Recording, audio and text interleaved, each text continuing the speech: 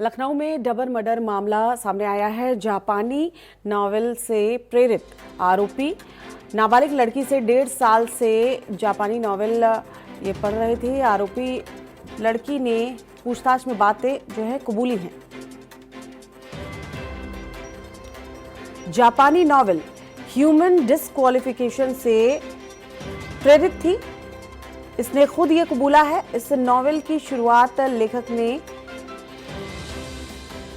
Jam से लिखकर की थी। जापानी लेखक ओसामू दजाई ने नॉवेल लिखा था और इस नॉवेल से ये लड़की जो है वो प्रेरित बताई जा रही है। लड़की ने भी मर्डर से पहले शीशे पर डिस्क्वालिफाइड ह्यूमन लिखा था। जैम से उसने भी शीशे पर ये वर्ड्स जो हैं वो लिखे थे, क्योंकि ये उस नॉवेल से कहीं ना कहीं इंस्पायर्ड थी, प्रेरित थी।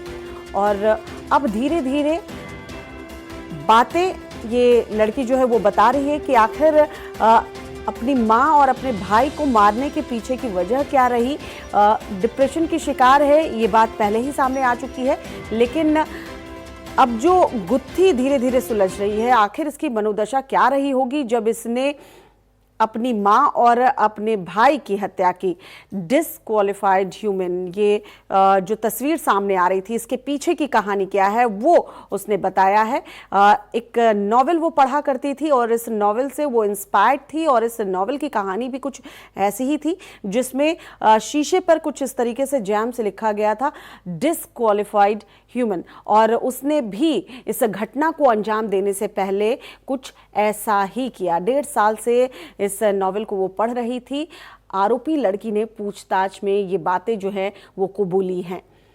तो लखनऊ में डबल मर्डर मामला जो है उसमें इस नाबालिग लड़की ने अब खुलासे किए हैं। हालांकि जब पूछताछ हुई थी तो तुरंत ही इसने कन्फेस कर लिया था कि इसने अपनी मां और अपने भाई की हत्या की है और हथियार भी पुलिस ने बरामद कर लिया था, लेकिन इसके पीछे की वजह पता नहीं चल पा रही थी। आखिर डिप्रेशन की शिकार है, लेकिन ऐसी क्या वजह है कि इसने अपनी मां और अपने भाई की हत्या कर दी। अब ये गुत्थी धीरे धीरे सुलझ रही है कि एक नॉवेल जो ये पढ़ती थी उससे इंस्पायर्ड थी, लेकिन केवल यही कहानी नहीं हो सकती है। हालांकि इस नॉवेल के किरदार से प्रभावित होकर या जो ये शीशे पर इसने डिस्क्वालिफाइड ह्यूमन लिखा है, जैम से बता रही है कि इसने ये लिखा है। नॉवेल में कुछ ऐसा ही हुआ था जिसके बाद इस लड़की ने इस घटना को अंजाम दिया। लेकिन फिलहाल वजह क्या है, क्यों अपनी माँ और भाई की इसने हत्या की, इसका अभी तक खुलासा नहीं हुआ है। हालांकि ये डिप्रेशन की शिकार बताई जा रही है।